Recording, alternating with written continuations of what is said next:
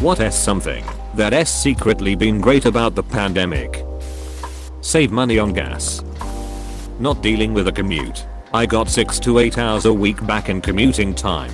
That is, like, about a whole extra work day every week that's mine to do with as I please. It's been incredible. And I hadn't realized how stressed my commute makes me. I do not have to be careful not to forget anything before I leave for work or when I'm leaving the office at the end of the day. I do not have to pack lunch. I do not have to make sure I'm dressed for the weather both now and in 8 hours when I'm coming home. I do not have to get wet when I get that wrong.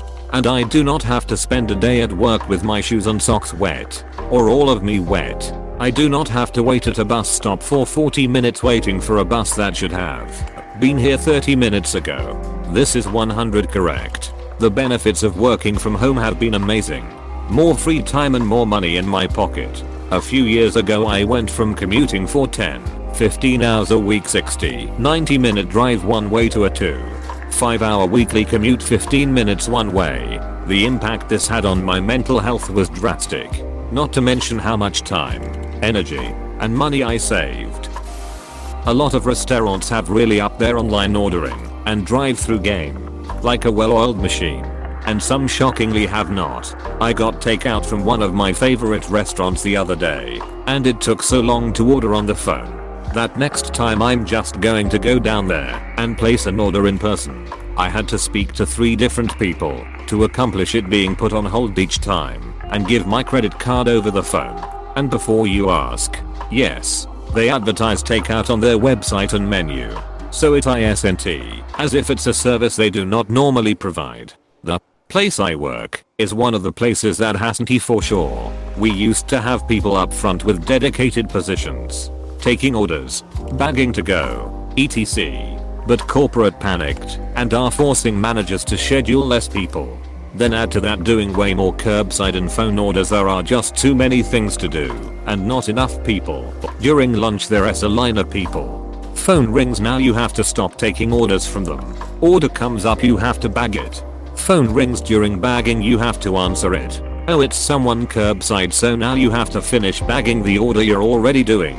Find and take out the curbside order. Then finally come back in to help the understandably unhappy guy that walked up to your register 4 minutes ago. Somehow saving a couple hours of labor is worth loads of unhappy customers and overworked employees though. I have a similar issue at my place. I am a shift lead, but my employees and even other shift leads have started just leaving the phone on the line because we just don't have enough hands to manually put through app orders, make them, deal with pickups and walk-in customers, and work on our closing tasks. I've been pulling 2-man closes at least 3 times a week, when I've been recommending at least 3 to keep our head above water. People finally washing their hands. I got to spend a lot more time with aging pets. I had to put down a cat this fall, but for 7 months he got to lay on my keyboard and interrupt Zoom calls all day. I also have a 12-year-old lab, and spending this year with her all day every day has been awesome. If it wasn't for the pandemic, my dad would be dead right now. He likes to come over to our place while I'm at work and spend time with my dogs. My papillon got away from him and wanted to play chase in our garage, which is basically a storage unit right now, and she was bobbing and weaving through boxes when he caught her and took her inside. He noticed he was having a hard time catching his breath. My brother, who lives with me, offered to let him use his new oxygen meter, which he bought after he developed some temporary sleep apnea after he had COVID. The meter was frighteningly low, so he told our dad to go to the walk-in clinic. They told him, as soon as he explained his oxygen level, that he needed to go to the ER. He tests negative for COVID at the ER, but they found multiple blood clots in his lungs. They kept him a few days in the hospital, and he made a complete recovery with no permanent damage. I know my dad very well. Under normal circumstances, he would have gone home, tried to relax, gone to bed that night, and possibly never woken up the next morning. But COVID has us all on high alert, especially when it comes to breathing troubles. I never thought I did be thankful for it. Also, after he got out of the hospital, he gave said papillon an extra special doggy treat for saving his life. Similarly, if not for remote doctors and virtual visits, I would have let a potentially bad infection fester. I was too embarrassed for years to see a practitioner in person. And while the infection was very recent, I was dreading an appointment. And then, like angels heralding on high, I got an email from my insurance about scheduling remote consultations. I've been now talked to more doctors this year on my own than ever before, and even made some progress with a therapist. Playing board games with my teenage kids. We got away from it as they got older. I still kick ass on Scrabble, but they smoke me on backgammon. Ticket to Ride is a blast. Yahtzee too. Edit. Well, this certainly resonated with the community. To answer a few questions, we do not play every night. A couple of times a week is where we read now. We have more modern games, but backgammon and Yahtzee, especially Yahtzee, is the one they like to play the most. Monopoly, when played without house rules, is fun. It probably would not last when things go back to normal, so I'm loving it while it lasts. Thanks for the awards. I have 2 teens and a spouse. We really enjoy spoons and bullshit. Easy, fast-paced card games. We also play blackjack as a family. We have a whole set of cards and chips. We keep a running tally of our chips on paper. My husband gets so mad because our daughter plays her gut and he plays by the rules, and she is like a fake billionaire now, and he is always panhandling for fake money to get him back in the game. It is a riot. Our son is always the dealer. Our casino is named after him, and it is a good exercise in social skills and self-control. My kids are younger, 8 and 5, but we have been playing a ton of checkers, beginner's chess, a few other little kid games, but the clear champ of the pandemic has been aggravation. We were introduced to it over the summer and have played it so many times. It's great because young kids can easily play, but you can also play it over drinks, in my case with my wife, her sister and sister's husband. They are in our pod.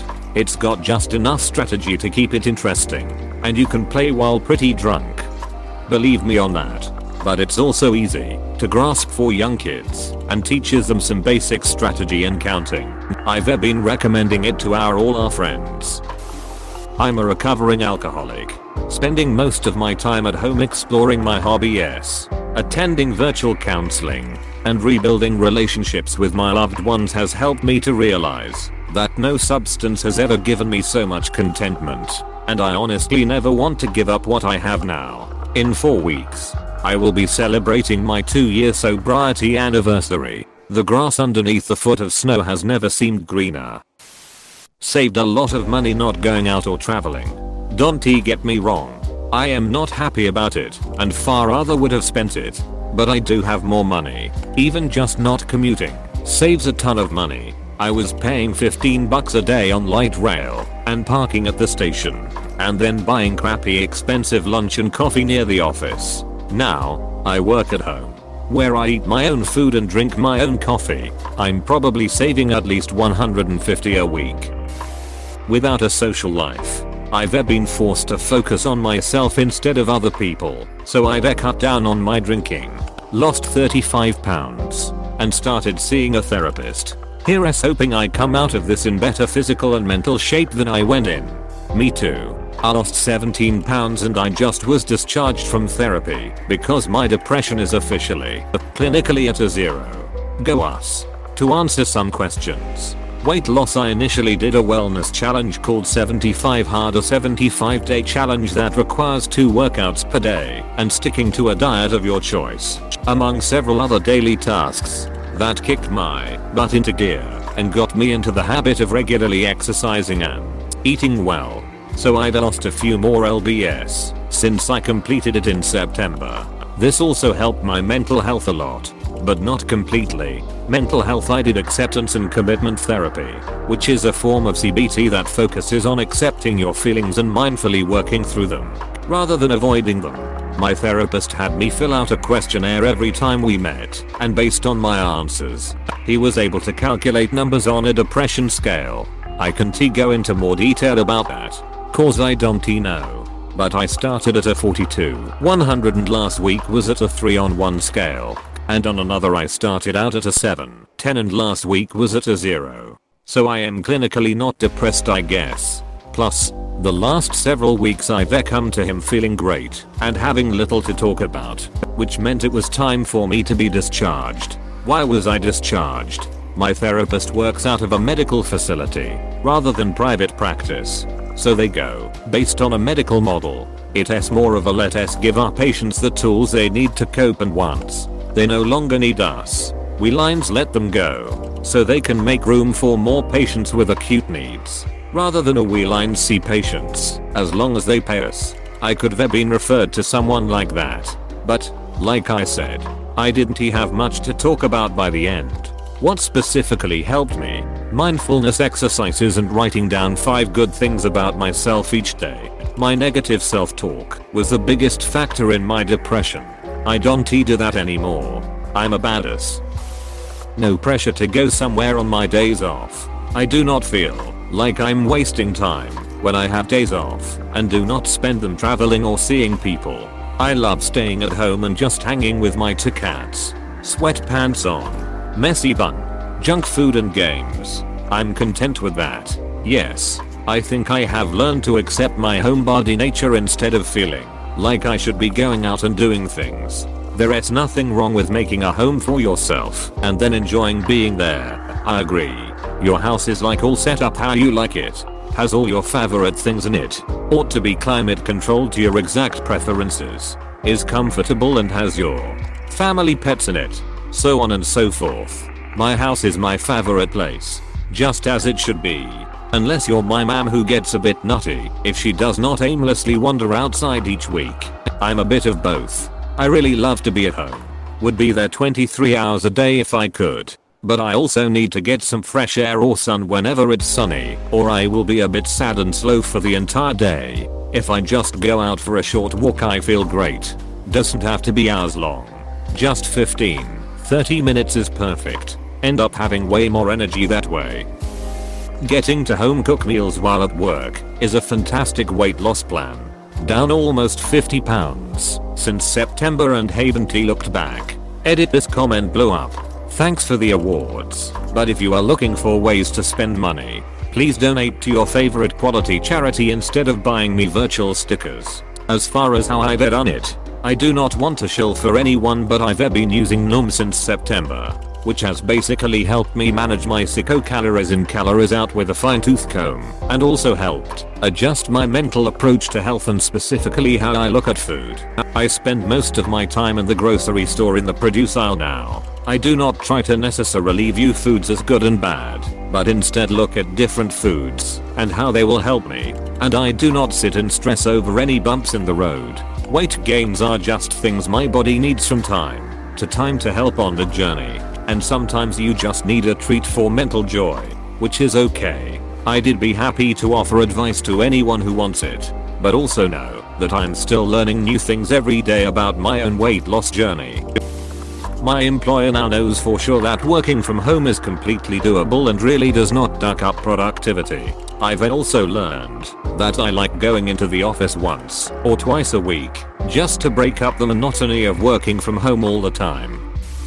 My 14-year-old dog passed away last July. Our whole family had been working schooling from home full-time starting in March, so we all got to love on her and care for her full-time for her last months. Same. My childhood dog passed away October 2020, had a stroke, and he suddenly couldn't walk or eat or drink. He was already skinnier due to his lack of appetite, so we decided to put him down. I think of him every day, and I think my other dog misses him too. My dog suffered from dementia and was deaf, so I made sure to give him 100 of my time. Take him for walks and cuddle him, even though he wasn't aware of me anyway. Even a month before he was put down he could walk 4 kms with me. But then he lost some weight, didn't want to eat, so we had to change his food. He had a massive stroke and got paralyzed because of that. He even wasn't able to blink, just non-stop barking. It was scary as heck, but because of lockdown I found out immediately and was able to get him to a vet in 2 hours. Unfortunately the test results were really bad, so I decided to do what was best for him. After 16 amazing years it was his time to go. I am glad that lockdown happened because I could spend his 6 last months taking care of him basically 24/7. I'm in NZ so super lucky. When it first hit we locked down for 4 weeks. I'm self-employed, so the government gave me a wage subsidy, like 30 of my normal income, but plenty to live on. Best bit is I was renovating my house at the time, so I got paid to renovate my own place for 4 weeks. My caution and anxiety about people can be successfully hidden by the pandemic. I'm not forced to be overly social and can more successfully avoid crowded areas. My daughter is medically fragile and we pulled her out of her school when COVID hit. She is only 3. 2. She is developmentally delayed and went to a special preschool. I was able to drop down at work and we've really been working with her. My kids get to see me more and my daughter is making wonderful improvement. She has rarely been sick this past year. It has been her healthiest year. For me personally, online learning, it just clicks with my brain somehow. I've gotten the best grades these past few semesters of my whole time in college. I am off academic probation. I got an A in a class I failed twice before required for my major, and I'm able to do a second major I really wanted. I am so much less stressed about exams, and it feels so good to be able to show my parents grades I am proud of. I don't know how I would have been able to do this without online classes. I had a lot of trouble with attendance and my bad memory, and now I am able to go to class from my room and rewatch lectures and have some notes for exams. I felt so low my first few years of college and I finally feel good about myself as a student. It is still hard to believe that it is me getting these grades and graduation is scary, but I am so glad I get to do it. Edit, thank you so much for all of the support and the really interesting discussions people are having. And a special thank you to the people who gave me awards. That is very kind of you all. I think the big takeaway here is that neither online nor in-person classes are objectively better, and that different learning formats work for different people. Hopefully colleges will be able to offer all or most classes in either format post-pandemic, so that students can choose which version works for them.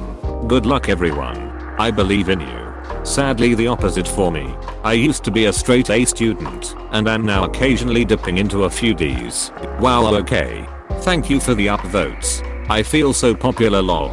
Sorry to see other people are in the same or similar situations as myself. Distractions are the main issue, and dealing with them can be nearly impossible. If you have never had an actual use for your phone during class, such as taking photos or texting a friend to ask for help, then you can probably leave it out of the room. Or as a compromise, try to be on your phone only in between classes. It helped me a little. Maybe setting up a loose schedule would help as well, so there are some boundaries you are more willing to follow, but are flexible enough that you will actually continue to use them. For example, 30 minutes of screen time during lunch, then homework for a few hours. If you finish homework early, do future homework. If there is no future homework, start learning a language. If you don't want to learn a language, then do chores. Use that designated time to get boring helpful things out of the way, then blow the rest on mindless entertainment and dinner. Hopefully that helps some people. Thanks for watching. Consider subscribing for more videos.